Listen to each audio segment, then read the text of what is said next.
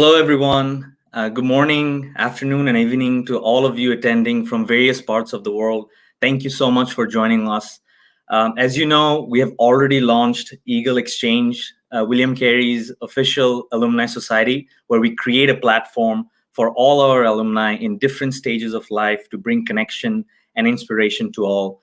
However, today, I'm super excited to kickstart our first ever event, the Exchange Sessions. This is a forum, a dialogue where we speak about interesting new ideas, different perspective, challenging the norm, while at the same time creating a safe space for debates around thought-provoking topics. Today's topic is actually waiting to change, where we focus on hardships, adaptability, and the resilience our alumni has shown in the past year throughout their professional and personal life. As you all know, last year has been a great and challenging time for the world. Adapting to this change has been a critical discussion point, regardless of which angle you look in. The Eagle Exchange has recognized that wading through this change can be very, very difficult in these unprecedented times, regardless of who you are. Change is constant, and Eagle Exchange first webinar is pleased to begin our virtual talks where our alumni focuses on tackling these changes while managing to adapt through them.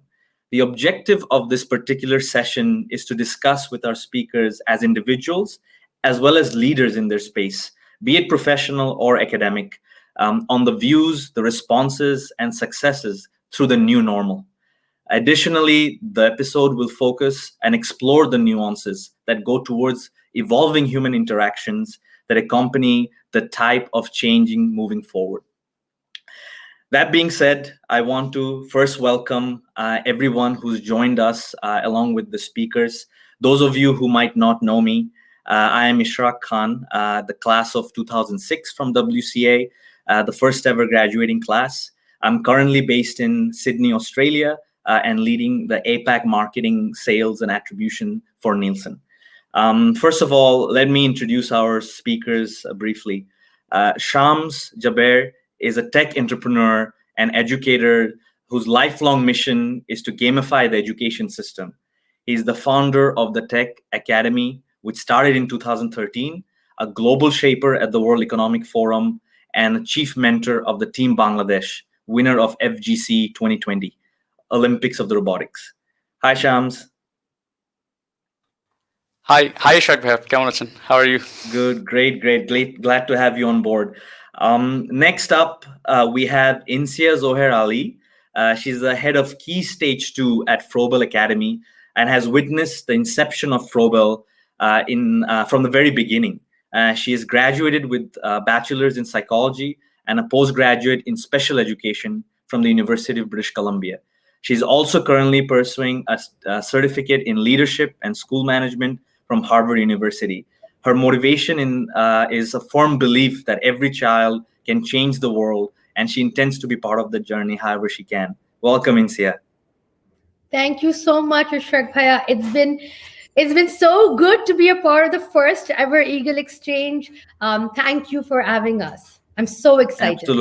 Absolutely. Thank you for being there. And last but not the least, we have our youngest member of the group right here.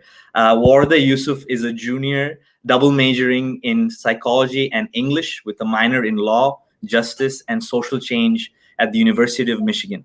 After finishing her undergraduate degree, Warda plans to attend law school. She's very passionate about making meaningful changes in global health through the study of human behavior and aspires to change and bring the change and learnings that she has to Bangladesh. On top of that, she will be actually starting an internship program with Amazon in summer of 2021, working in workplace health and safety specialist. Welcome, Warda.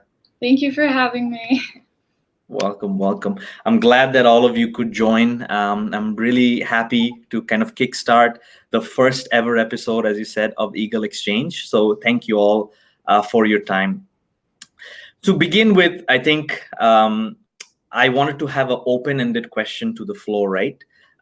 As we focus on wading through the change and actually exploring what has gone in the past year, how have each of your journey been so far? If I could start off with Shams. Well, The journey has been amazing. I mean, it's been 10 years since finished, graduated from William Carey Academy, and then ever since then, went into college and then started my startup. Never imagined I would be here 10 years later. The kind of impact or kind of outcome that results that our startup got, it's just brilliant and unthinkable if I look back 8 years ago. Great, Shams. We'll definitely dive into that, shortly. Insiyah, any thoughts? Yeah, tons actually. But I think the journey so far has been rapid, has been a space where I've gotten so much space to create, to innovate. It's been one of growth. It's been adaptive. I remember working in Toronto and I was still working in the education sector, but I always felt the need. I was looking forward to a continuous weekend, to setting an alarm.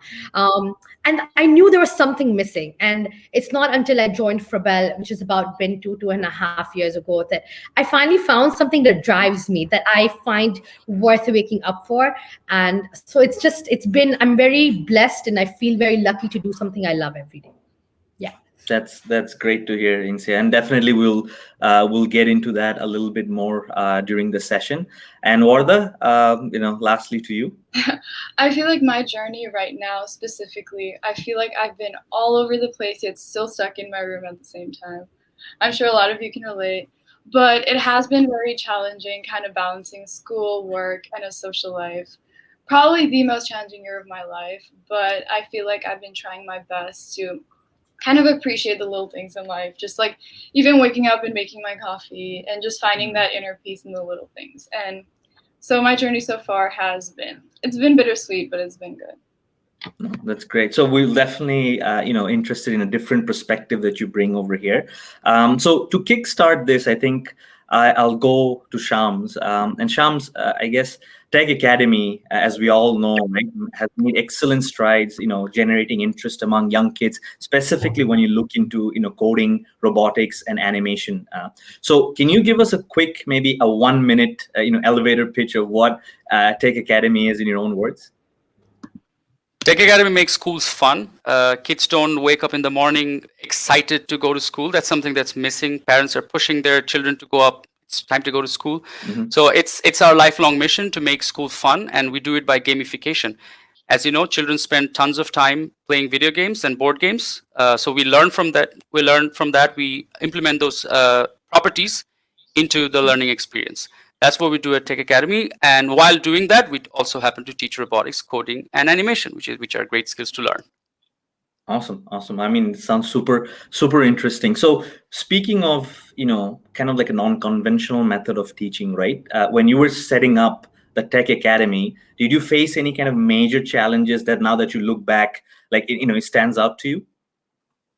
Yeah, I mean, people in Bangladesh are not very open to trying something new. I think that's something culturally we've been struggling with. And when we started back in 2013, there was not a single school program, there was not a single after-school program or a company that was teaching robotics to kids in the school level. So even my own friends, my close friends, were questioning the decision to take such a big risk to start something like this without any financial backing, without any connection, without any big, large corporation backing. This was completely a crazy idea. So, I mean, there was a lot of psychological struggles. Can we do it, right? And then there was also the financial struggle, the logistics support struggle, the connections struggle.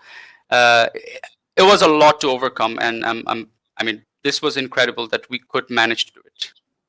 No, that's amazing to hear, and I think, I mean, looking at you, there's a lot that we could learn about the risk taking and the ability to kind of adapt with the changes that's needed in that environment, right? Because you took that road unknown, let's put it that way. But when you see those kind of challenges in the space, how did you particularly kind of overcome it? Like you talked about no financial backing, you talked about essentially some resourcing. Like how did you overcome them? I mean, it was mainly one important thing is pivot. Like a lot of startups need to learn this, like learn to pivot, learn to try something, fail fast, and then go change your strategy. A lot of people take huge amount of time in planning. They make 2-year, 3-year long plans, and then they plan everything out to the detail, raise all the funds that is necessary, and never works out. Most startups die within 1 year. So this is one of those mindset issues that like even I didn't have the kind of mindset that I have now. So I've learned it the hard way. I think the mindset change was what, like, I was quick to change that mindset. I was quick to adapt. I think as a team, we all learned really fast that you don't need resources, you don't need connections, you just need that mindset, and then the rest would just organically work out. Right. No, that's a great, kind of a viewpoint to have. Essentially, given the context that we are in, right? You have to get up and do something. At the end of the day, that's how you would make a change and an impact. So, I mean, that being said, I guess now I'm interested to learn a little bit more about the lessons that you learned. We talked about the challenges. We talked about how you kind of overcame through it. What would be some specific lessons that stand out to you? The biggest lesson that stands out is that you have to get started. That's the most important thing.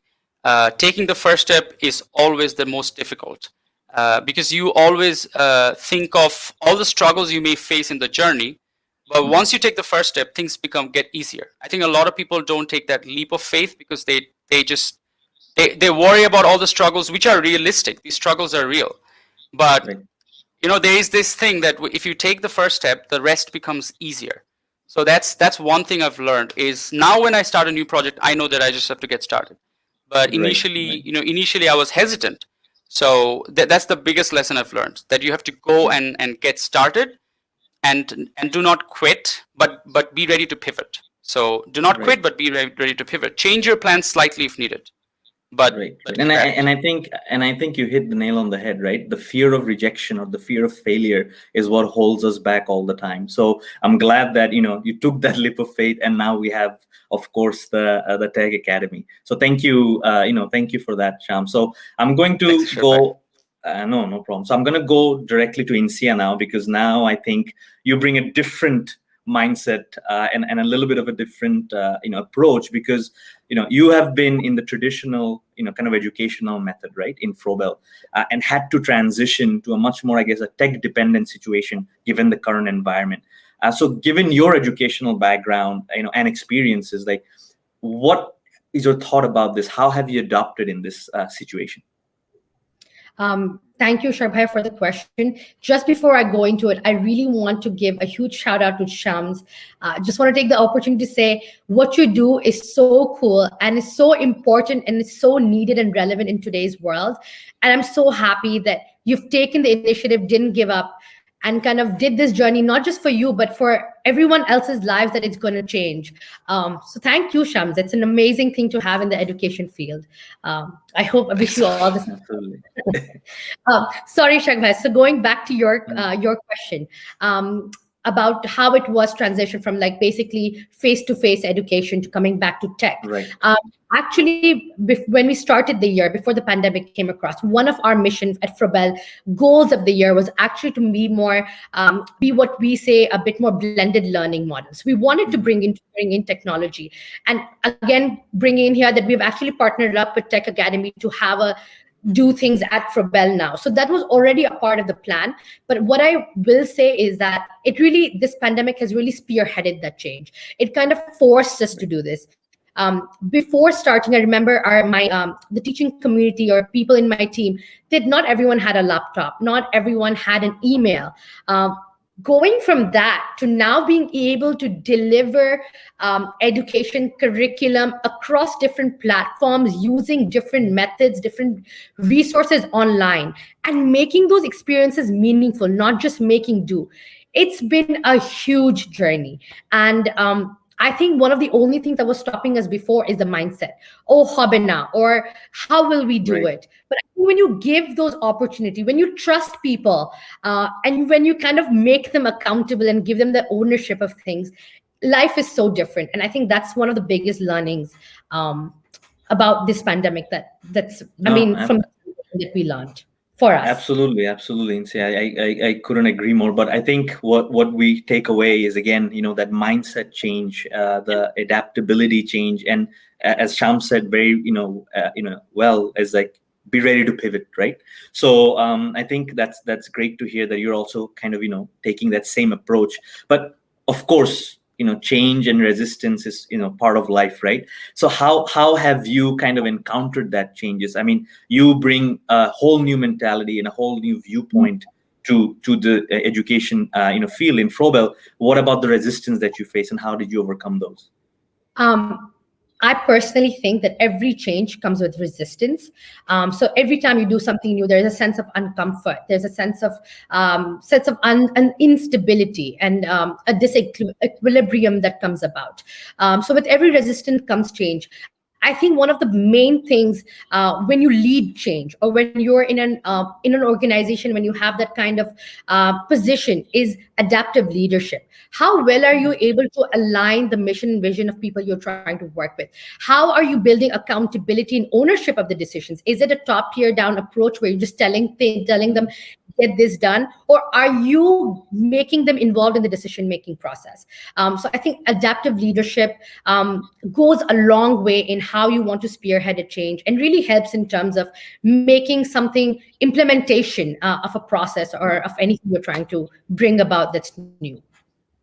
No, that's great. Thank you for that. And I think there's definitely a lot to kind of uncover right there. But I want to shift, or I would say pivot a little bit to a different perspective right now, totally, when it comes to education. So speaking of which, I want to introduce or bring into the conversation Warda, who's currently in school, currently completing her third year in uni and in pre-law. So since you're pursuing a degree with pre-law along with kind of psychology and background, how did you kind of inspire, or what inspired you to put these two together? Well, truthfully, I think the first time I even got interested in law was because of this TV show I was watching in middle school. I think like 6th or 7th grade. It was like Suits. I'm sure you all heard of it. Right. Yep. And at the time, everyone tried to tell me that not everyone like Harvey Specter is going to have a view of the Empire State Building. And I realized, eventually that it wasn't even the material things or the lifestyle that was appealing to me. It was the fact that they changed lives, like on a day-to-day basis. And I've always found myself to be interested in a lot of different things, especially like on the creative aspect, like art, singing, dancing, basketball, whatever. Mm-hmm. So when I had to make a decision that I wanted to do law, I told myself that I wanted to combine all my interests to make sure that I could be the best possible lawyer that I could be. So when I came to the University of Michigan, I decided to double major in psychology and creative writing. Psychology studies human behavior and the human mind, whereas law kind of regulates human behavior. So background in psychology would only better equip me to understand the internal thought processes of my clients or the people that I work with on a day-to-day basis. And then I was like, you know what, creative writing, I love writing. I'm just going to throw that in there and then we'll figure it out. And I think the outcome has just been insane because I'm able to like combine all my passions, like all the pieces, all the stories that I write for my classes, for my workshops. It's all about like politics, social change, mental health.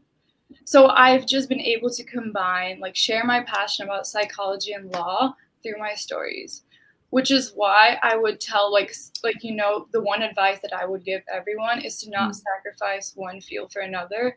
Instead, find a way to find that common ground. Right. No, that's great advice, Warda. I think at the end of the day, we always get kind of pigeonholed as to doing something or the other, but a combination of these interests is definitely, something that you should focus on. But that being said, I wanted to pick on that interest piece a little bit, because I think you mentioned, still, your interest, of course, in pre-law and psychology, but also you had an interest in global health and safety, which is, in a whole different spectrum, right? So can you tell us a little bit more about how you weaved this into your original plan, or what you needed to do to be flexible to kind of include this in your kind of journey? Yeah, for sure. So my first job on campus was for a graduate school professor at the School of Public Health. At the time, I was just a TA, and I had absolutely no background in public health, global health, and safety. My job was literally just to make sure the microphone was working and the PowerPoint was working well. But as I sat through the classes, I was just so intrigued by the impact that the Department of Public Health and Global Health and Safety had in the lives of just in general. And so I thought to myself, how do I fit another thing into everything that I'm already doing? So I think that's when I decided that if I ever went to law school, or when I do go to law school, inshallah, I wanted to do global health and law. That's what I want to focus my energy on. That's the field that I want to go to. And ever since then, I've been trying my best to bulk up on experiences that allow me to dive deeper into the field. 2 summers ago, I went on a study abroad in Thailand that was a research based completely on public health, community public health. And I've just been trying my best to dive into the field so I can better equip myself when I do go to law school. No, perfect, great. That's something that, of course, we hope you and wish you for all the best to kind of achieve. So when you look into your overall goal, right, to go into law school and someday go and be a lawyer, either you practice in the US or Bangladesh, whatever is suitable. How does the whole kind of process fit into your overall goal? If you have to kind of break that down for us.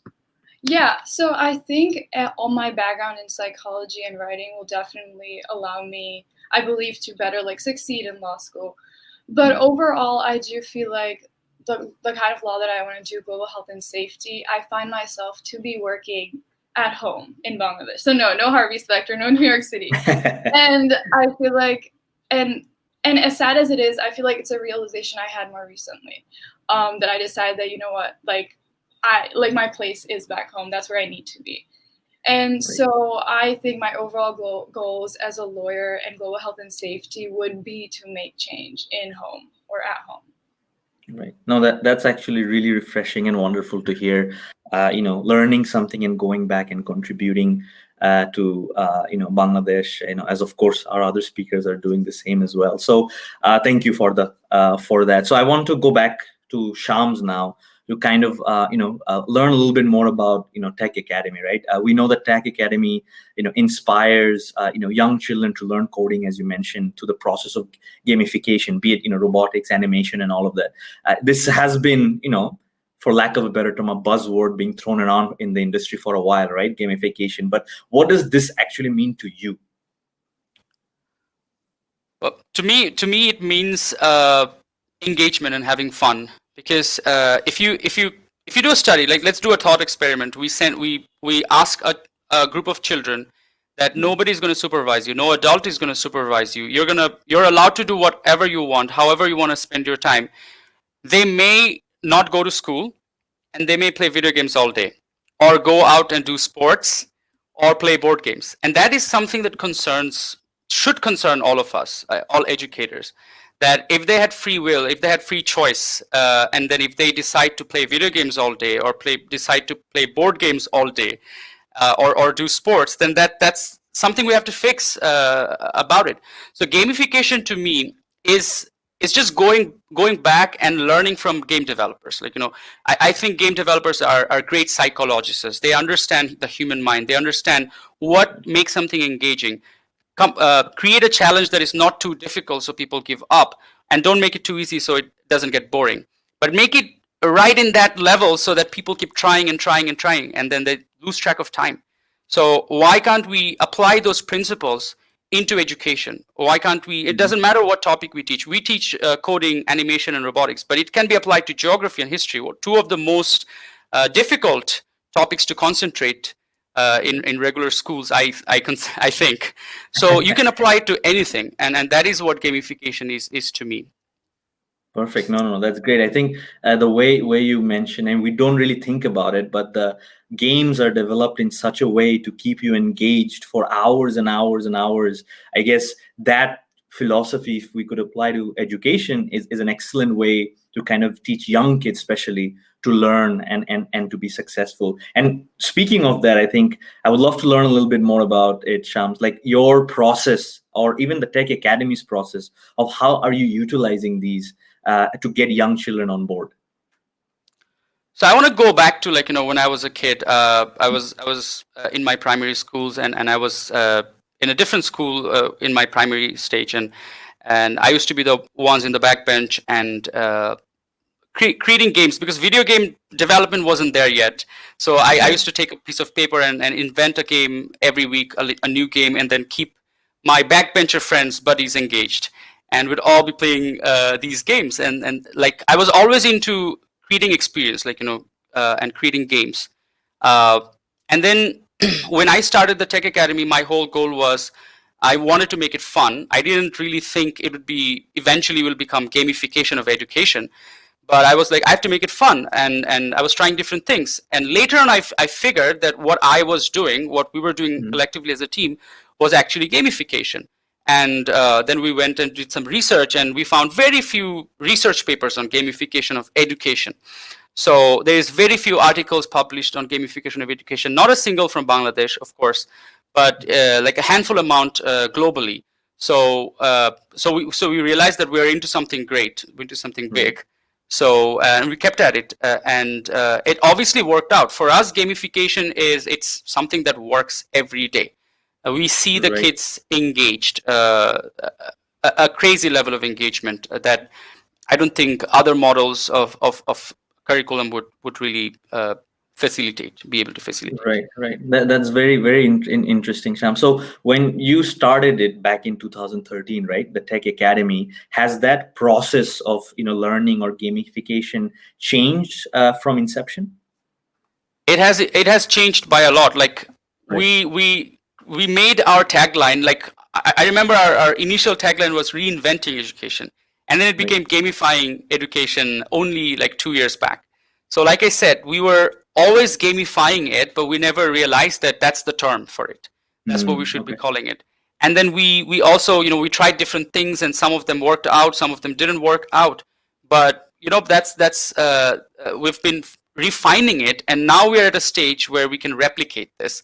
And I'm so grateful, like as Insiyah mentioned, I'm so grateful to Frobel Academy as well, so that the fact that we are able to expand this in Chittagong. But expansion of Tech Academy is probably another topic to talk about. But yes, the gamification process has really evolved. Perfect. No, that's great to hear that there's a collaboration going on, and there's some sort of activities to push this around. Be it Chittagong, be it Dhaka, and other places in Bangladesh and even abroad.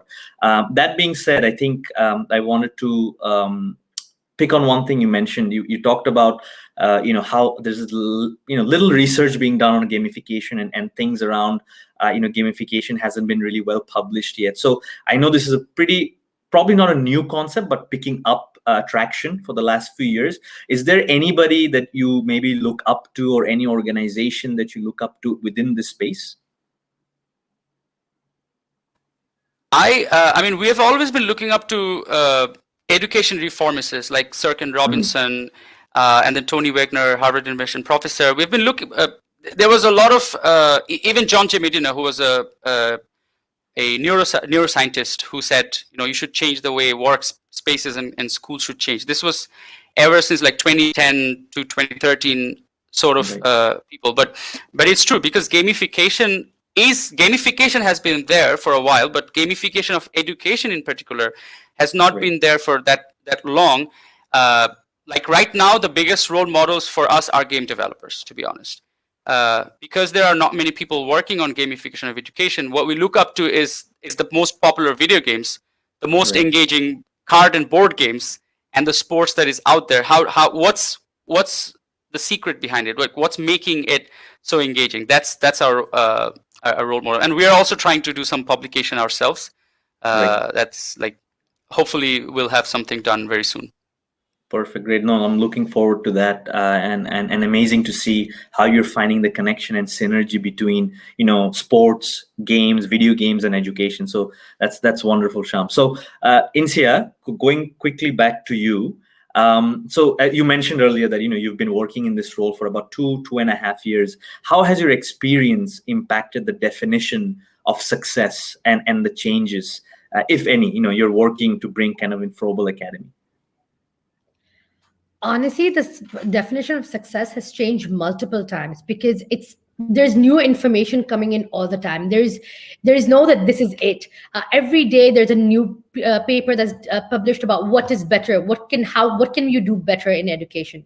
So with that, my goals and definition of success change as well. But I think for now, I'm very happy, and I find that it is my biggest achievement that I finally found something I love doing.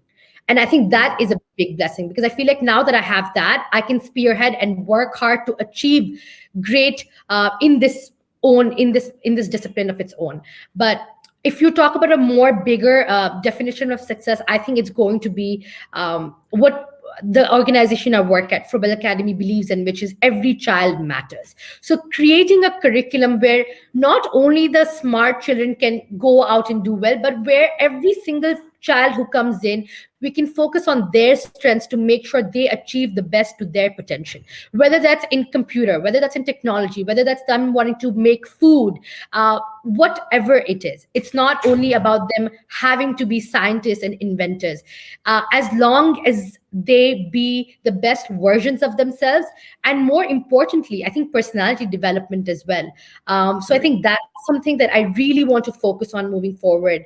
And yeah, and maybe perhaps we'll talk about it more, but so Right. those would be my kind of success definition, that every child matters, something that I can do individually. For people with special needs, specifically, inclusivity in Bangladesh and the education model is barely there. And that is something I really, really intend to spearhead as well at Frobel Academy. Great. That's amazing, and I love the passion, and I love the inclusiveness of yeah, no, it's great. All the students that are involved, and I think that's a great way to look at it. So when you look at success, of course, you have to pivot and change around given what's happening in the world. But has that change maybe your short or long-term goals? I mean, of course, it's a little early maybe to talk about being in the 2-year role here, but what is your idea on that? So I think when it comes to, I won't limit this to Frobel Academy, but I'll talk about the general perspective, general sector of education. I think one of something that I would really want to see further happening in the field of education is more emphasis on mental health. Why is that not a part of my curriculum already? Emotional regulation, impulse control, these things can be taught. These things can be a really big factor in what makes a child successful 20 years later. Again, going back to actually something that Sham said before, getting a project started, there's actually a term for that. We say it's a part of your executive functions, which is called task initiation. So there's certain people who really struggle to just start a task. It's something they're unable to do that very easily. But once they have that, like Shams mentioned, everything else follows easy. Right. That is actually something you can work towards. You can learn how to live with that. You can learn strategies to help you with that. And these things can be taught as a part of the curriculum, but because like Shams said, it's not only about math, science, and social studies anymore. There's so much more that happens in those 8 hours you spend at school. So I think mental health, social-emotional regulation, social, and even teaching things like honesty, surprise, but that can actually intentionally be taught. How to be honest, how to make good decisions, how to make a difference between good and bad decisions. So I think those are things that I really want to focus on. Those would be part of my short-term, long-term goals. There's a tons more, but I don't think we can go into it. No, I think it's great. This is a whole another topic and a whole another section. Yeah. But I love what you said about teaching all of these, be it fundamental small steps to actually something bigger. I think that's a great way to look at education, and it's a good segue. I think to our next question is you're looking at this from a educator's lens, right? So when we talk about the sector specifically in Bangladesh, right? So how does a continuous development look to you in our educational sector? Again, I think kind of a follow-up on my previous answer with mental health, social-emotional learning. But if I was to add, I would say differentiated learning, which means having a curriculum in the class where different people with different learning abilities, someone's a visual learner, someone's a more of an auditory learner, someone's a more of a kinesthetic learner. Some people have different abilities and they have different starting points. So I think having a curriculum that really engages all and not just focused around one.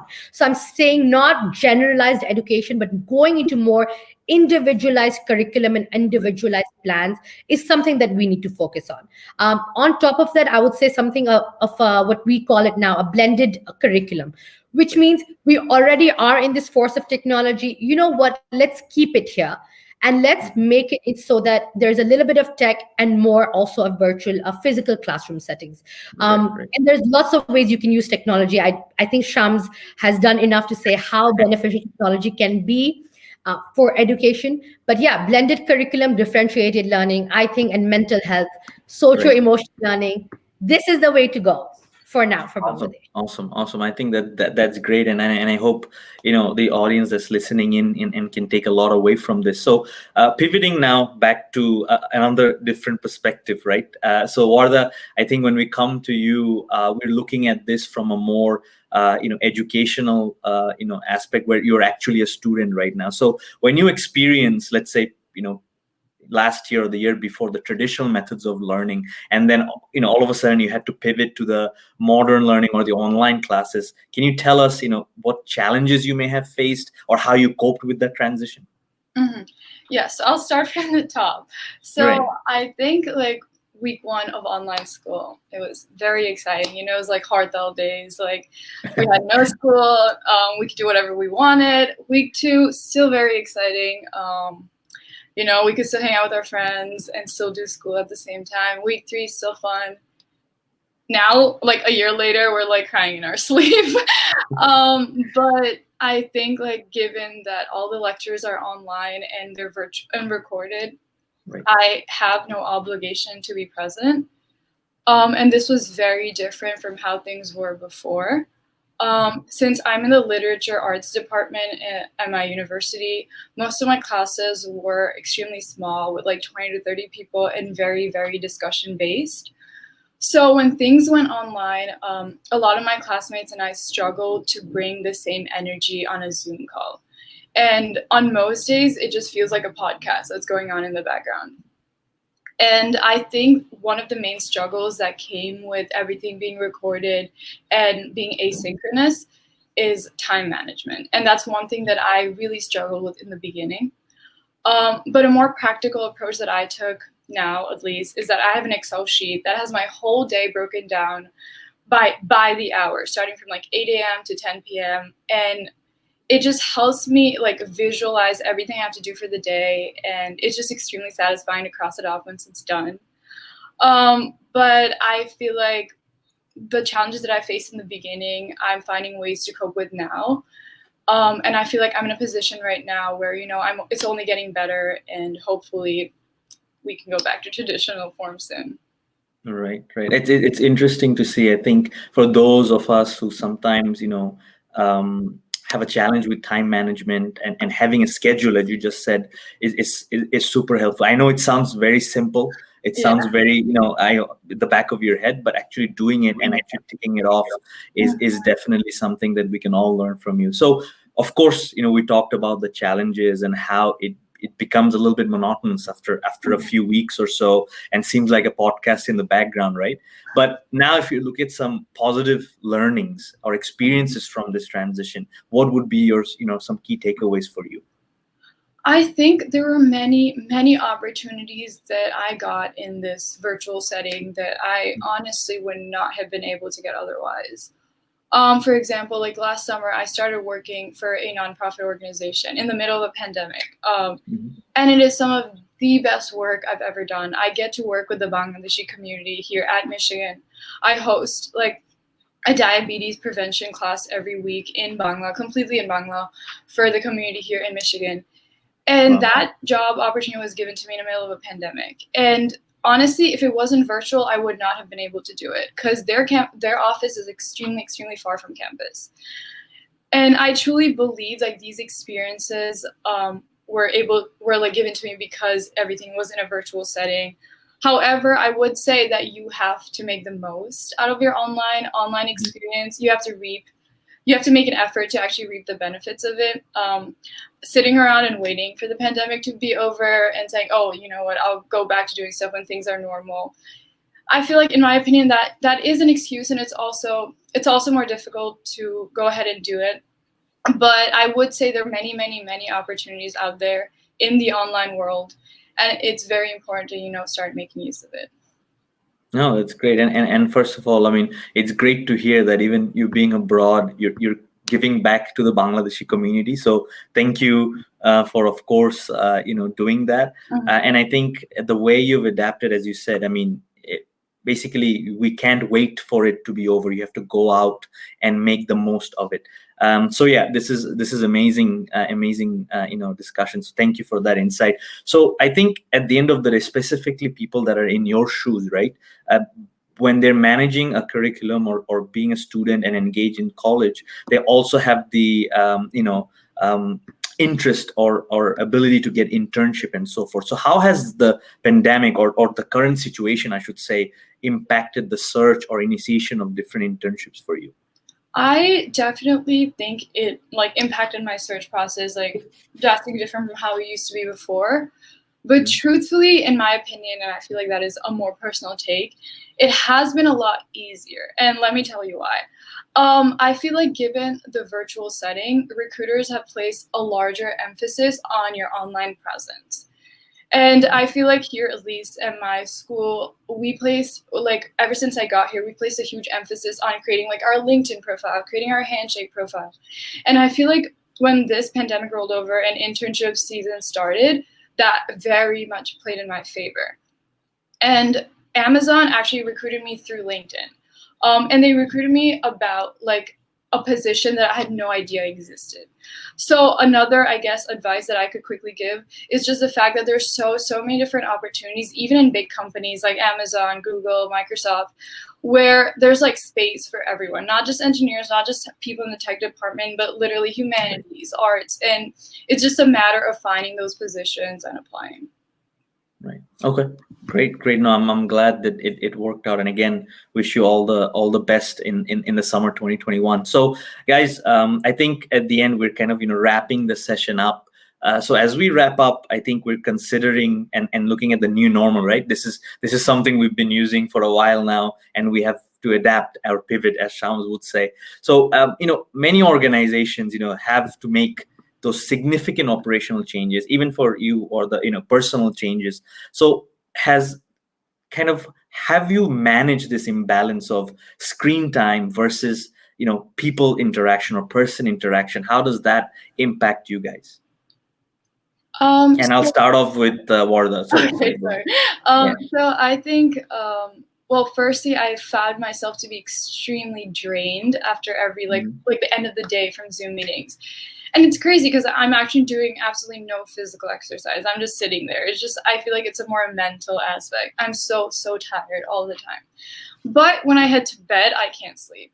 And I think part of the fact comes from the fact that we're not getting any physical exercise. We're just sitting in our chair. And I think it's more of a mental strain or a mental drain. So I guess one behavioral change I tried my best to implement is I try to work out before going to bed, and it knocks me right out when I hit my bed. And I feel like that's something that I've been trying to do every single day. Aside from that, I just feel like I've always been a bit of an extroverted person, but this pandemic has made me go 360. I feel like right now especially, I feel like it takes a lot for me to have social interactions, but I do hope once things starts getting back to normal, slowly I go back to my usual habit.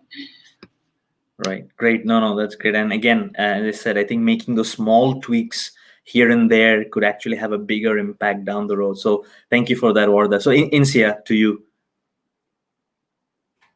So I think a lot of similarities with what Warda had said. So I won't repeat the things she has, but I think for me, one of the biggest behavioral changes, I actually work a lot more now than I did before. Sorry, I hope I'm audible. Yeah, we can still hear you, Insiyah. Go ahead. Okay. Yeah. Okay.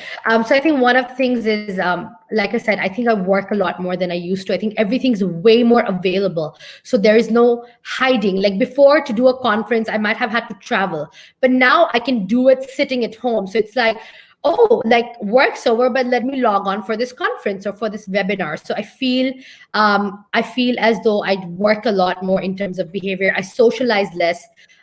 Energy is drained, and I think postural changes. Like I feel like I have a lot more back pain now. So yeah. No, that's interesting that you pointed out. I think there's no work time anymore, right? The 9 to 5 concept is gone, and you're always available because you are in a virtual world, right? So yeah, it's great to see you're making some changes in that as well. So Shams, I'll wrap it off with you. What about your changes or any sort of impact that has made on you? I think it's come to Tech Academy as a blessing. We have expanded the most during the pandemic, because Tech Academy classes used to be on mainly in a physical platform. We had to quickly adapt to online platform, and we, of course, had to gamify the online experience. Like the way Warda mentioned that online classes seems like a podcast running in the background. We made sure that's not what's happening in Tech Academy, because we had this micro submission model where students have to submit every 5 minutes or 6 minutes, and the quicker you submit, the more points you get, and automatically it becomes a place to engage. So we count, if we have 15 students, are all 15 engaging? Have all 15 done something today? So it has really benefited. But what the online platform has done for us is a bigger expansion. We've started a branch in Jakarta in Indonesia with the help of local partners in there, and obviously online. And the craziest news of all, which I've been holding myself back before sharing until this point, I'm sharing it publicly from here, is that from next month we're going to start a new branch in San Francisco, which is known as the Silicon Valley. So with a school in San Francisco, Tech Academy is starting a branch there. So these are all happening because of the pandemic. We wouldn't have learned, we wouldn't have, adapted ourselves into this. And if you just think of it in a positive frame of mind, your friend who's next in the next road is as close to you now as your friend who's probably miles away in a different country. Because you would get into a Zoom call with them, and you would also get into a Zoom call with the other person on the other side of the world. So it has automatically made people get more connected. People are now more connected. Yes, we're not having the social interaction, in-person interaction. We're actually connecting to people that we missed out on. We knew these technologies used to be there. Zoom wasn't a new invention. Google Meet wasn't a new invention. These platforms were always there.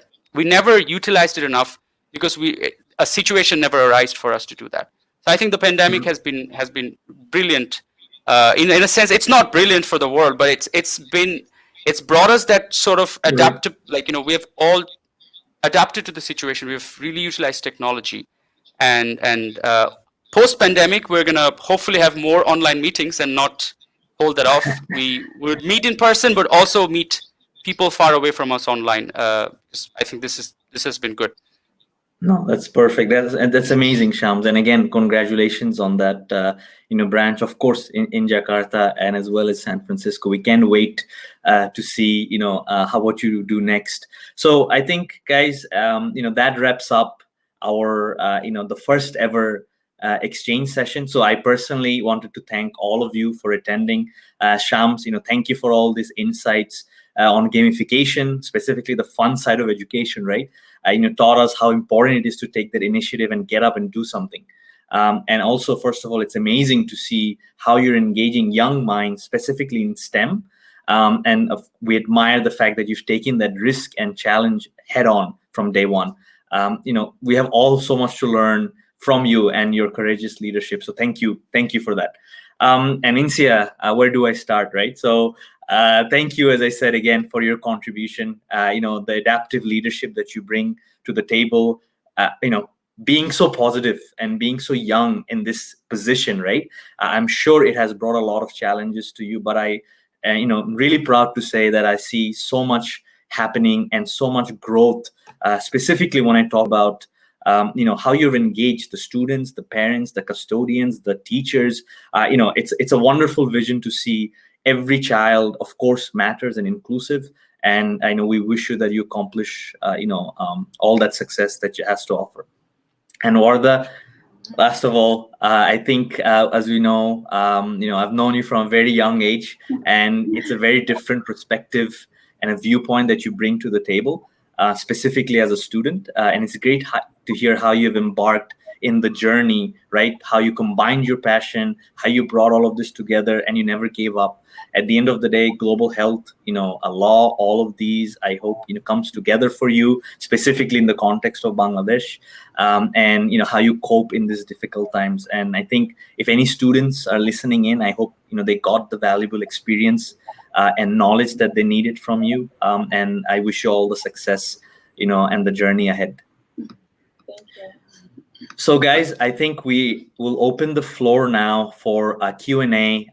We're getting questions as well coming from Facebook Live. So please feel free to type in for anyone specific if you have time. And also, as a friendly reminder, there is a survey going on as well in the Facebook link. So if you could quickly fill that up, anybody who's listening, that would be great as well. So I think the first question is for Shams. Shams, imagine. So I imagine students love what you're doing, and I think this is coming from Sarah. How about parents? How do they get it? Are they concerned about the extra screen time? How do you deal with this? Thank you, Sarah. But this is an incredible question. One thing that we didn't cover throughout today. So. I'm very grateful to the kind of parents that have, enrolled their children to Tech Academy, because obviously when we first started, this was unconventional. Even now it's unconventional. And we have a very, very, very forward-thinking parents who send their kids to the Tech Academy. So these parents are super supportive. And one of the kind of comments we receive from them is the fact that maybe the Tech Academy does some sort of a magic that makes the kids so engaged. And could you talk to our school administration, and could you help them gamify their learning? These are the kind of comments we receive from the parents. This wouldn't be the case if we were dealing with not so forward-thinking parents. I think we were very incredibly lucky to have such a good cohort whose parents are amazingly supportive, and they understand what we're doing, and they're always, with us. Perfect. No, that's great. I mean, I love to hear that the parents are supportive and bringing their kids to learn this new method of kind of education and engaging in that. So that's amazing. I believe we have a question from Tasnif right now. What is one thing you guys would recommend our young people work on to thrive in today's ever-changing world? So I think it's an open-ended question. So I will start with the youngest in the group, Warda.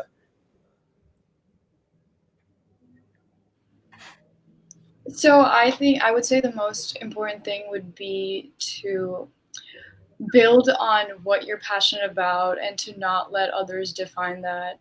I feel like especially like back home, I feel like there's going to be a lot of people trying to tell you what you should be doing. Like, oh, be a doctor, be a lawyer. Okay, forget the second part. Be a doctor. But I do feel like it's important that, especially for young people, to kind of remind them that they have that free reign to choose like what they get to do. I think that's very important. Okay, no, that's great. I think you shouldn't be defined by others, and of course to have that vision and courage to pursue what you have always wanted to do. Insiyah, your thoughts on this? There are two things I think that come to my mind when I hear that question. Number one is, I think, curiosity. I think ask questions, see what's out there. So I think curiosity is something I really want young people today to work on. Another thing, a change that I see in today's, as we call it, millennials, or I don't know what you call the people younger than them, but that generation is, there's a certain reluctance to not try new things because they're scared of failing. So I really want to push for saying experiment, try. Even if you don't like 10 things, it's 10 more things you know that you don't like. So I think trying new things, experiment, and curiosity, ask questions. I think those two things take people forward in tomorrow's world. No, it's great. I mean, don't be in a box. Get out there and explore and ask questions. No, that's great. And Shams, to wrap off with you. I think we need to teach kids that it's okay to fail. It's very important that they're finding it okay to fail. The parents, the adults need to make sure that they support that. You gotta try things quickly and then be ready to fail. And problem solving is so important. They need to learn how to solve problems, which really, if you can solve problem, you'll have more resilience, which allows you to also pivot. So all of this comes automatically when you're ready to fail and when you're also solving problems. And one thing is very important for young people is to find something that they're really good at or they really like, so that they could be irreplaceable. We're always hearing, what's the best career? What's the career that is more prominent? What career has more money? What career is more respectful? But it's more important to find your place in it. Like, what is it that you can do that nobody else can do in the world? So make yourself irreplaceable. That I would say is the biggest thing. That's great. I think the irreplaceable part is something that we need to embrace and kind of learn and grow with it. One question we got from Shire. This is Shams for you. What mindset or set of skills helped you adapt to continuous change? I think going back to what I just said, it was okay for me to fail. I always thought, what's the worst gonna happen? I'm gonna probably do a different thing, and there was more chances for me to fail than to succeed. But it was okay for me to fail. Being able to solve problems. Because problem solving is something I take by passion. I love solving problems. I'm not afraid when problem comes, but I'm rather happy that, there's a problem for me to solve. So taking problem solving as a passion and being okay to fail and having this belief is very important that there's always going to be a solution. So if you keep trying, there's always going to be a solution. So that is a big mindset to really have. That brings resilience. So I think these three things are very important for to adapt to continuous change. Right. And I think Shams, that's great. You summed up the whole our session, which is the wading through change, right? How you could actually be a problem solver and be the solution that needs to be there. So thank you for that. With that, I think we're near to the time. So again, I would like to thank all of our speakers for their valuable time, keeping the conversation so engaging and so lively. Also, this wouldn't have been possible without all the support of our alumni community and our Eagle Exchange core team that worked really hard to put this together. So thank you all. This is actually first of many Eagle sessions or exchange sessions episodes that we are looking forward to and having an engaging discussion on a platform for everyone. So I appreciate all the support and look forward to the next session. Thank you, everyone. Goodbye. Thank you so much, Ishraque Bhai. Ishraque Bhai, you were awesome. So glad it was you.